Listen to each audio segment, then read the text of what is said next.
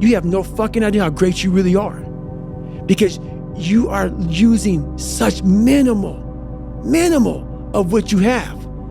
And if people can learn to focus, this is what's possible. While it may not be pretty, like people want to do a documentary on me. I go, no, I don't want you to do a documentary on me, because I will have normal, everyday people picking me apart. Oh, his life is miserable. Who wants to live like that? It's crazy how it's almost like he's sick, he's psychotic. The most frustrating thing in the world for me is when normal people judge a man like myself on what it really takes to extract greatness from nothing. It takes every bit of who you are if you choose that route. If you don't, Merry Christmas, do what you gotta do. You had nobody anyway, motherfucker. Look around you. There was no fucking team. It was you. There was no weight loss program or mom and dad waking you up saying you can do it, you can be better, trying to build belief. You built belief when you had nothing. Rock bottom. You did that. So as times get hard for me, the truth comes out. And my truth is powerful as fuck. It's real. It's tangible. I feel it. It comes out of my brain as I speak about it. I'm reliving every single dark moment of my life to be here.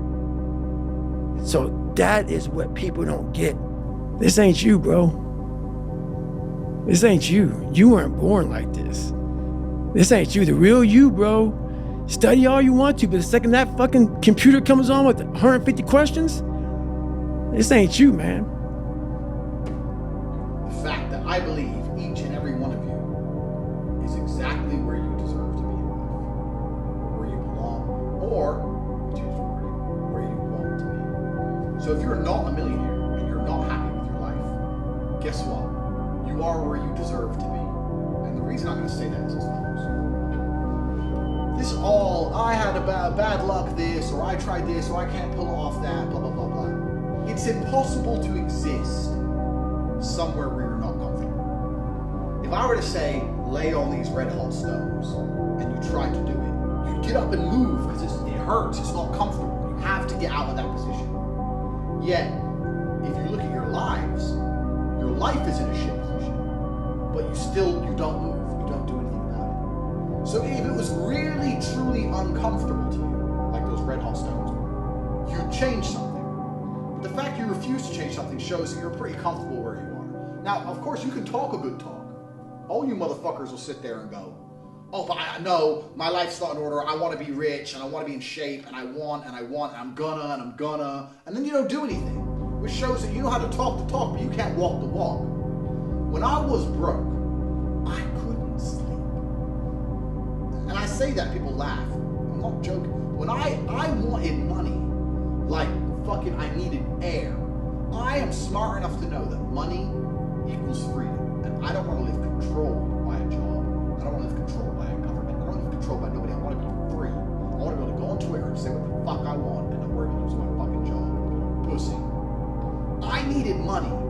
And I used to sit there and just literally my hands on my head and people go, what's wrong with you? I was like, I need money. I want money today. I would have been one of them cats that robbed a bank.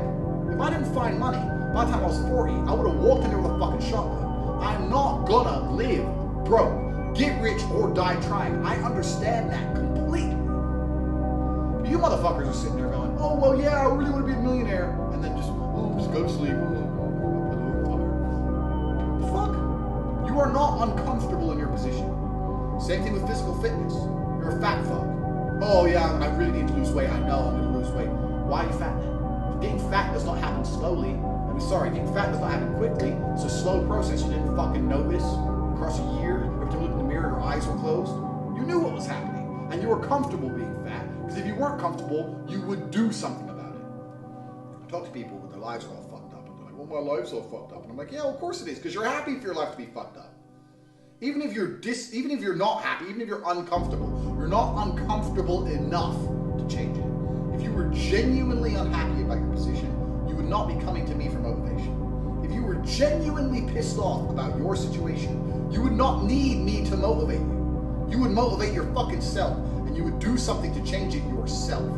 But you don't, which says a lot. So this whole motivation shit, it's all garbage. All you fuckers are exactly where you belong. I'm where I belong. The top of the mountain. Fucking Lambo, Bentley, Aston, 5 houses, 6 million in liquid cash, and 20 girlfriends. This is where I fucking belong, because I refuse to stay anywhere else.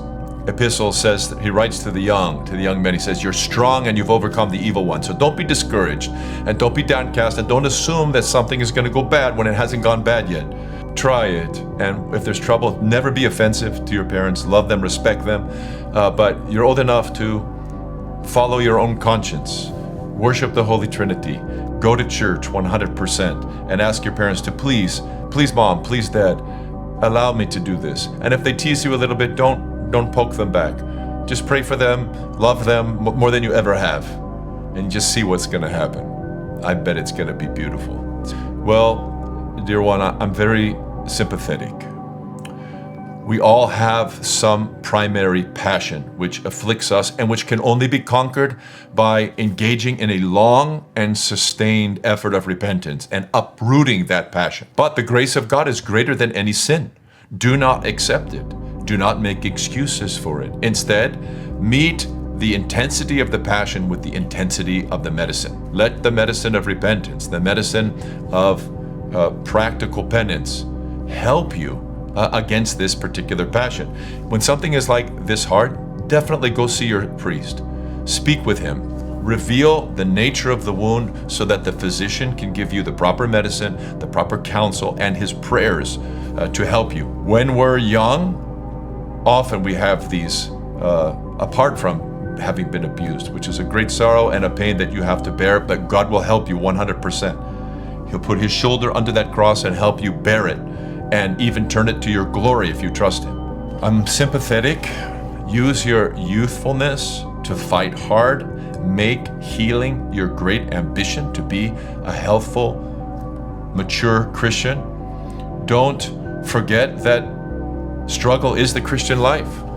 Patient endurance of our struggles, this is the means of salvation. The one who endures to the end, who patiently endures, who has hypomone, will be saved. You know, there's a beautiful word in the Desert Fathers of a man who went out into the desert to find out what these monks were doing, these great famed monks.